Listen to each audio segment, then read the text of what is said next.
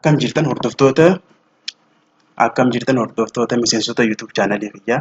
Har'a barnoota tokkoon isin barsiisa. Keessaafuu barattoota warreen COC level 1 fudhachuuf deeman jechuudha. COC level 1 egaa gosa barnootaa baay'ee irratti wal fakkaataadha. Namni hundinuu ni fudhata. Isaan san keessaa maal isinitti agarsiisa?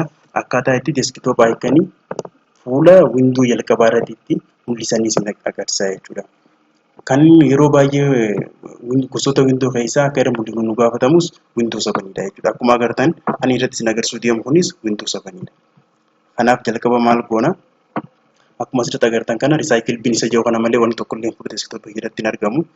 Right click godhaa jechuudha. Fuuluma duwwaa argamu kanarratti maawusii fayyarraa akkuma isin mul'atu kanatti right click ergaan godhee booda maaliin godhaa? Personalize isa jiru kanaan godhaa jechuudha. Personalize irratti ergaan tuqeen booda akkuma mul'atu kana maaltu dhufa? Control panel desktop. Change desktop icon, change mouse pointer isa jiru kana akkasumas background illee jijjiirachuudhaaf asumarraa akkana nu dhufa amma kana keessaa kan irraan tana barbaadnu maali?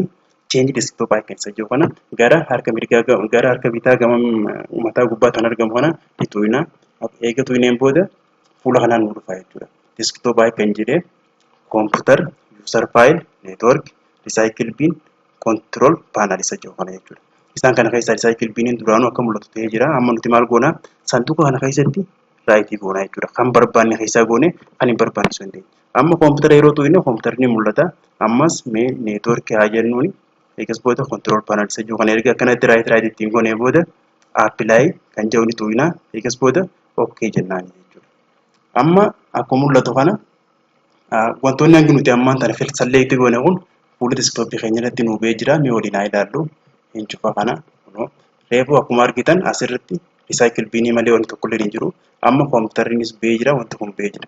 Akkuma kana gana koompitera asirraa akkanatti tu'ine gara local diskii keenyaatti seenuu dandeenya. Akkasumas control panel illee asumarraa seenuu dandeenya jechuudha. Kanaaf barnoota kana waan hordoftaniif galatoomaadha.